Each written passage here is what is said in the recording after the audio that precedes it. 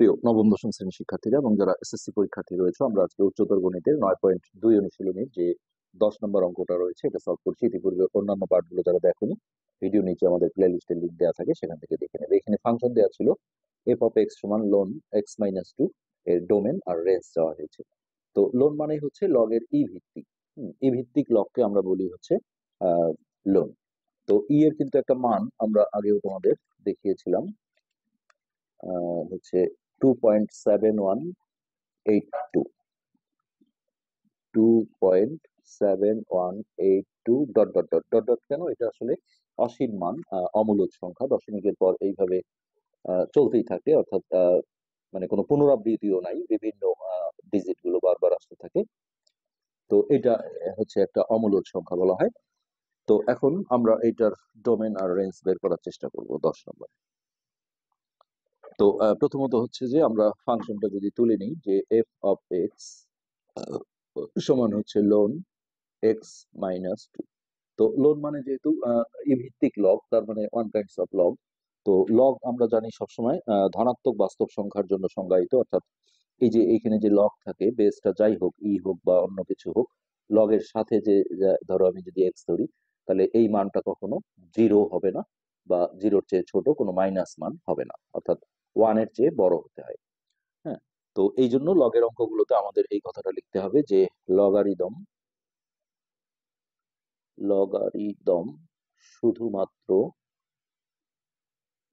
শুধুমাত্র ধনাত্মক, মানে হচ্ছে প্লাস, ধনাত্মক বাস্তব সংখ্যার বাস্তব সংখ্যার জন্য সংজ্ঞায়িত সংজ্ঞায়িত অর্থাৎ লগের সাথে যে জায়গাটা থাকবে এটা সবসময় জিরোর চেয়ে বড় হবে, অর্থাৎ ধনাত্মক হবে। তো এখন আমরা বলবো এইভাবে যে অতএব এখানে আমাদের যে জায়গাটা ছিল এক্স মাইনাস টু, এই এক্স মাইনাস টুটাকে জিরোর চেয়ে বড় হতে হবে।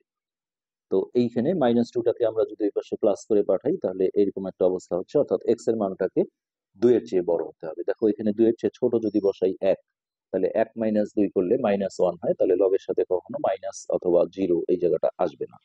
কিন্তু আমি 2 এর চেয়ে যে কোনো বড় মান যদি বসাই, 2 বসালেও কিন্তু জিরো হয়ে যায়। হ্যাঁ, জিরো হবে না, জিরো আনা যাবে না, তাহলে অসংজ্ঞায়িত হয়ে যাবে। আমি যদি 3 বসাই, 3 মাইনাস 1, তাহলে লগ 1, এটা কিন্তু চলবে, মানে 2 এর চেয়ে বড় হলে সংজ্ঞায়িত হবে।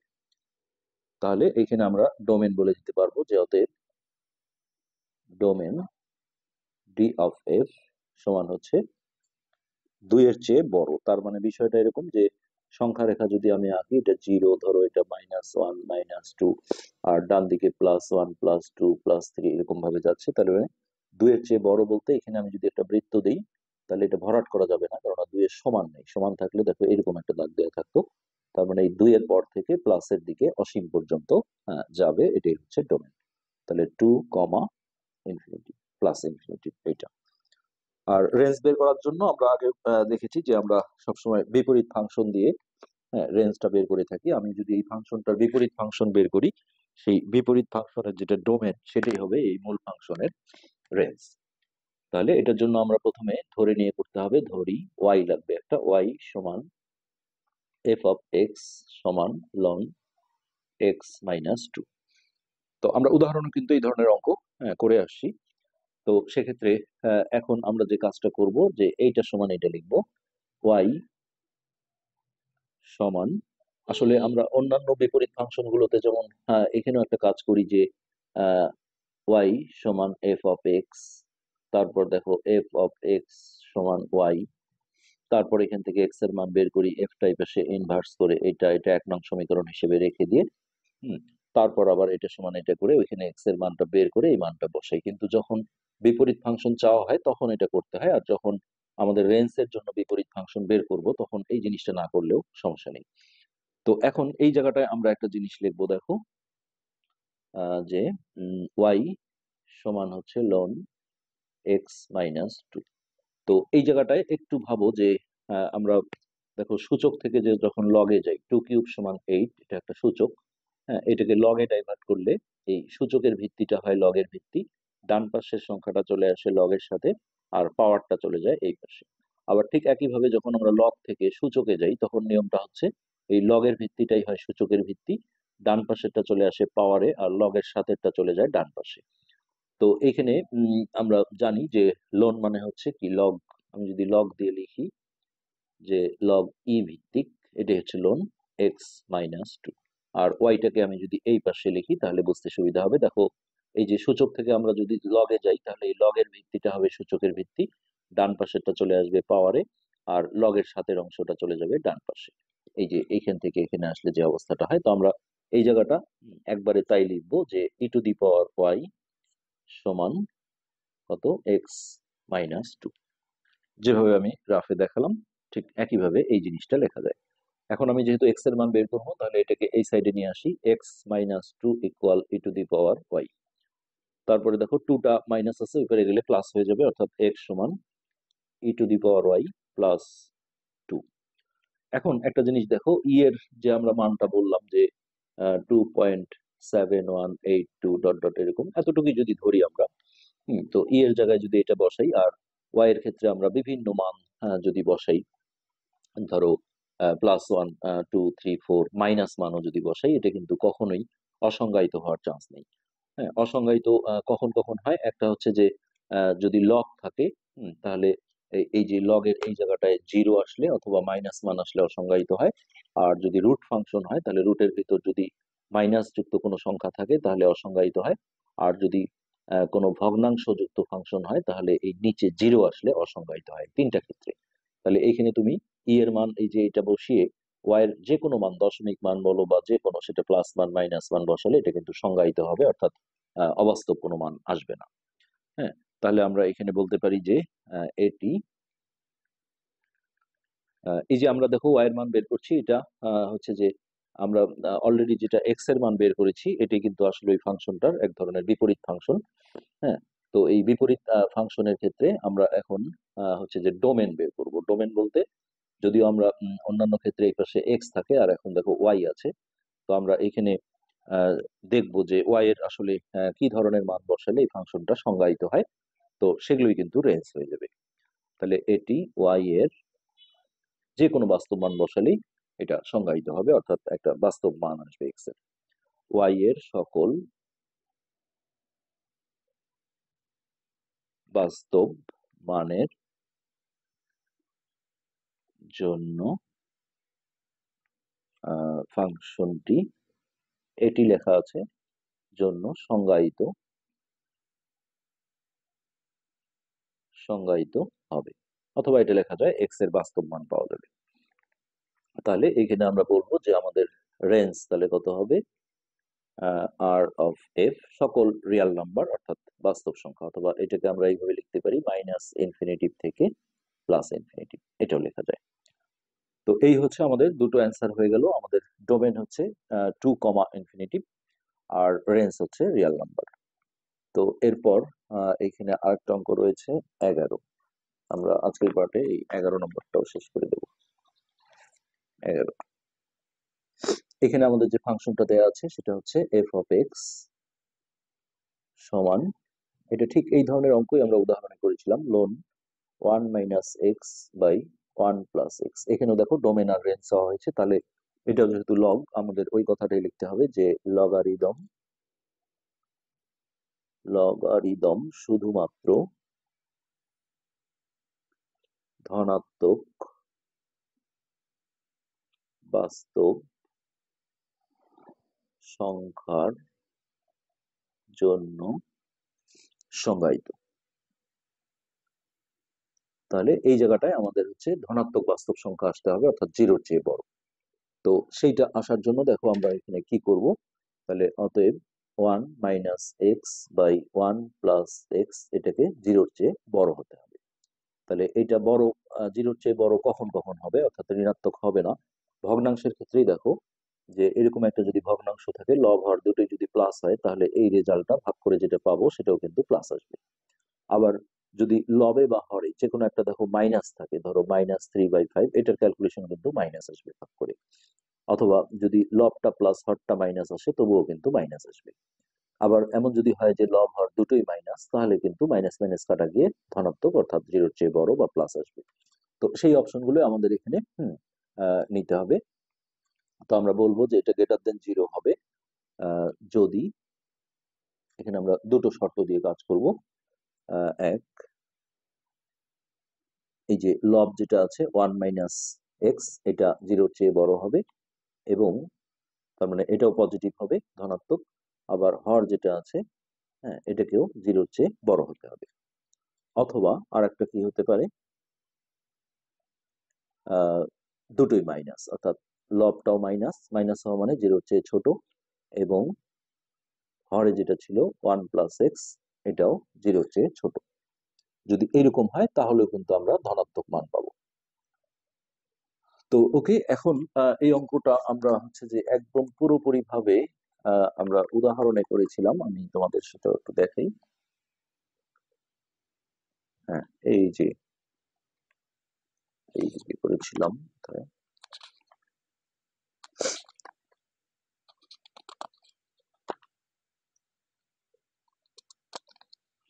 লোনের যে অঙ্কটা ছিল,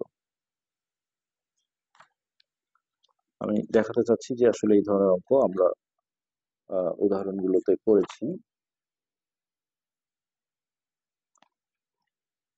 এই যে দেখো, উদাহরণ 31-এও এই ধরনের একটা অঙ্ক ছিল, কিন্তু একদম একই রকম।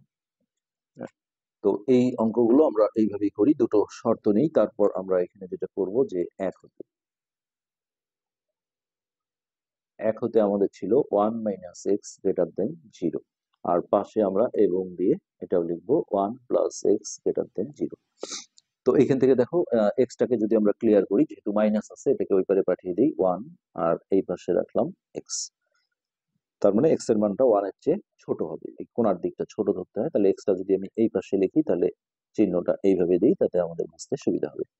আর এইখানে আমরা যেটা করব যে এক্সটাকে, ওয়ানটাকে আমরা ওই পাশে পাঠাই, তাহলে এক্স প্লাস ওয়ানটা এই পাশে গিয়ে -1 হবে। তো এইরকম একটা এখান থেকে আমরা কন্ডিশন পাবো। আচ্ছা, এবার আমরা যে কাজটা করব সেটা হচ্ছে এরকম, দ্বিতীয় শর্ত, ও এইখান থেকে আমাদের প্রথমে একটা ডোমেন বের করতে হবে এই 1 নং শর্ত থেকে।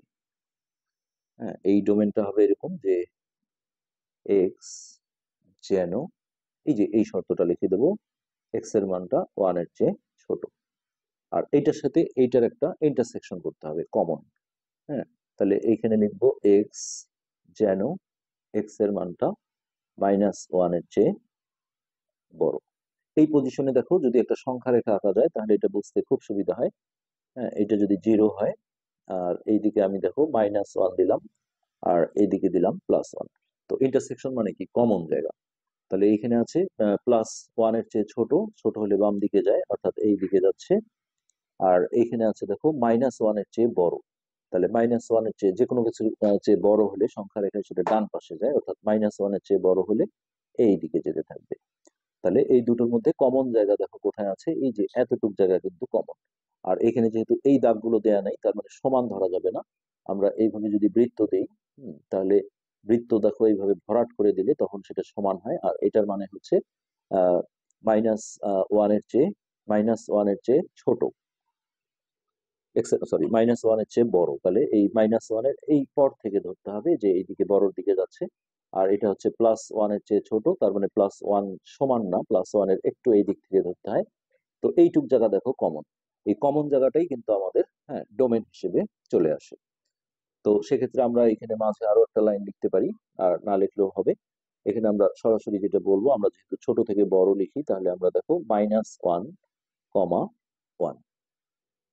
হ্যাঁ, তার মানে এই ফার্স্ট ব্র্যাকেট দিয়ে লেখা মানে কিন্তু সমান নয়, অর্থাৎ -1 থেকে শুরু করে এই বড়র দিকে +1 এর আগ পর্যন্ত জিনিসটা যেতে থাকবে। এইটাই কিন্তু এই জায়গাটায় মিনিং করে। আচ্ছা, এবার আমাদের দ্বিতীয় যে শর্ত আছে, সেই দ্বিতীয় শর্ত নিয়ে আবারও কাজ করতে হবে। তো দ্বিতীয় শর্তে আমাদের যেটা আছে সেটা হচ্ছে 2 হতে আমাদের ছিল 1 মাইনাস এক্স লেস দেন 0 এবং 1 প্লাস এক্স লেস দেন 0। তো এখান থেকে দেখো এক্সটার আগে যেহেতু মাইনাস আছে এটাকে এই পারে পাঠাই 1, আর এটা গিয়ে প্লাস হয়ে গেল, অর্থাৎ এক্স এর মানটা 1 এর চেয়ে বড়। আমি যদি এক্সটা আগে লিখি তাহলে চিহ্নটা এইরকম করে দিতে হবে। আর এইখান থেকে আমরা যেটা পাবো সেটা হচ্ছে 1টাকে আমরা ওই পাশে পাঠাই, তাহলে এক্স 1 প্লাস ছিল মাইনাস হয়ে গেল, অর্থাৎ এক্স এর মানটা -1 এর চেয়ে ছোট, আর এদিকে আসলো +1 এর চেয়ে বড়। তো এটা আবারও একটা ডোমেন বের করতে হবে। ফাইনালি এই যে 1 আর 2 এর ডোমেনটাকে ইউনিয়ন করলে সেটা হবে আমাদের চূড়ান্ত ফাংশনের ডোমেন। তাহলে এখানে ডোমেন লিখবো আমরা এক্স যেন দিয়ে এই শর্তটা দেব, হ্যাঁ, আর এইখানে দেব ইন্টারসেকশন মানে কমন, এক্স যেন এই শর্তটা দেব -1 এর চেয়ে ছোট। এবার দেখো এটা আমরা সংখ্যা রেখা আঁকলে ভালো বুঝতে পারবো। এই যে এটা হচ্ছে 0, এটা ধরো -1, আর এইটা হচ্ছে +1। তো এইদিকে আসছে দেখো 1 এর চেয়ে বড়, তাহলে 1 এর চেয়ে বড় হলে কি এই দিকে যেতে থাকবে ডান দিকে, আর এটা আসছে -1 এর চেয়ে ছোট, ছোট হলে বাম দিকে যায়। এই দুটার মধ্যে দেখো কোনো কমন জায়গা নেই, অর্থাৎ এটা হচ্ছে ফাঁকা সেট চলে আসবে। হ্যাঁ, তাহলে এই দুটোর আমরা যদি ইন্টারসেকশন করি তাহলে এইখানে আমরা বলে দেব যে এটা ফাঁকা সেট। আচ্ছা, এখন আমরা দেখো এই প্রদত্ত ফাংশনের যখন ডোমেন বের করব, প্রদত্ত, এটা হচ্ছে পুরোপুরি ফাইনালি ফাংশনটার ডোমেন। প্রদত্ত ফাংশনের ডোমেন ডি অফ এফ, ওই 1 নং শর্ত থেকে আমরা যে ডোমেনটা পেয়েছিলাম -1, 1, এটার সাথে ইউনিয়ন করতে হবে এই 2 নং শর্ত থেকে পাওয়া ডোমেনের। তো আসলে ফাঁকা সেটের সাথে কারো ইউনিয়ন করলে ফাঁকা সেটের কোনো ভ্যালু থাকে না, অর্থাৎ এটি চলে আসে -1, 1। এটাই হচ্ছে আমাদের প্রদত্ত যে সেটটা ছিল তার আমরা ডোমেন বের করে ফেললাম -1, 1। আচ্ছা, এবার আমরা যে কাজটা করব,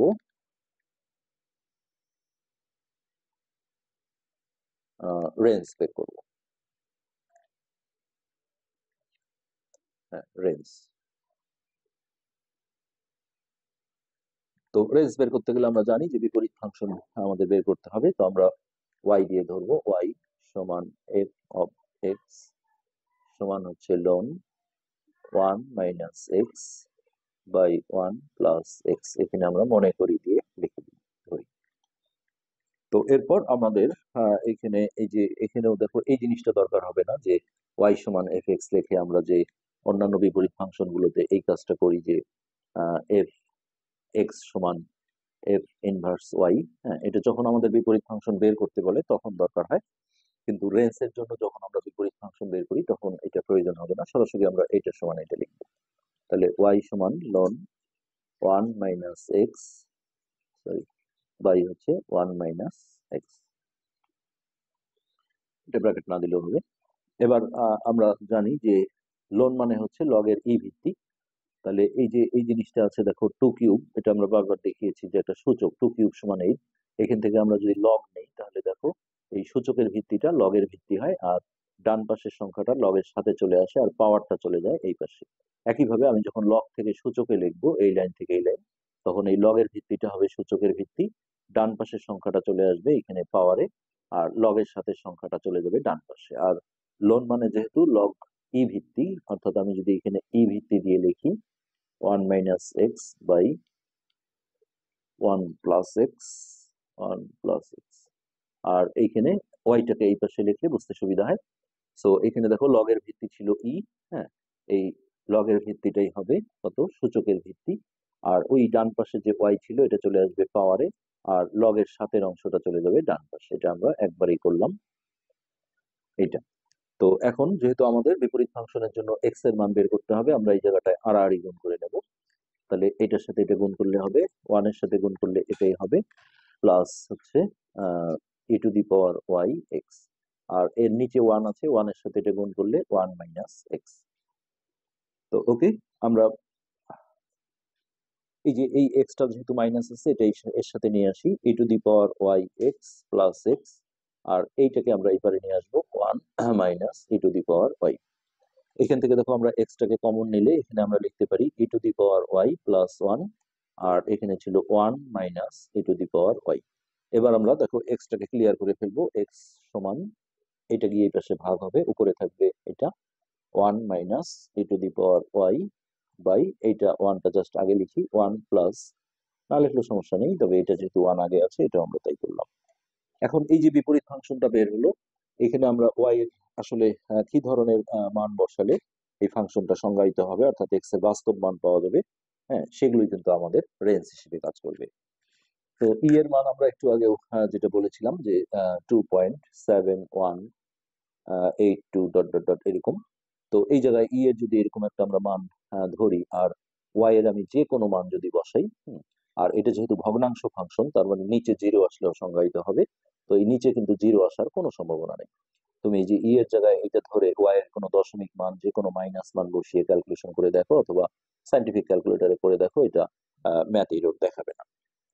তাহলে আমরা এই জায়গায় বলে দেবো যে ওয়াই এর সকল বাস্তব মানের জন্য এটি, এটাও লিখতে পারো যে এক্স এর বাস্তব মান পাওয়া যাবে, অথবা এটি সংজ্ঞায়িত হবে। তার মানে সকল বাস্তব মানের জন্য মানে হচ্ছে রিয়াল নাম্বার। তাহলে অতএব আমরা এখন বলে দিতে পারবো রেঞ্জ আর অফ এফ দুই ভাবে বলা যায়, একটা হচ্ছে মাইনাস ইনফিনিটিভ থেকে প্লাস ইনফিনিটিভ, অথবা আমরা সরাসরি রিয়াল নাম্বার আর লিখে দিলেও হবে। তো এই হচ্ছে আমাদের ডোমেন, এটা -1 1, আর রেঞ্জ হচ্ছে রিয়াল নাম্বার আর। আশা করি বুঝতে পেরেছো। আজকের পাঠ এখানে শেষ করছি, ধন্যবাদ।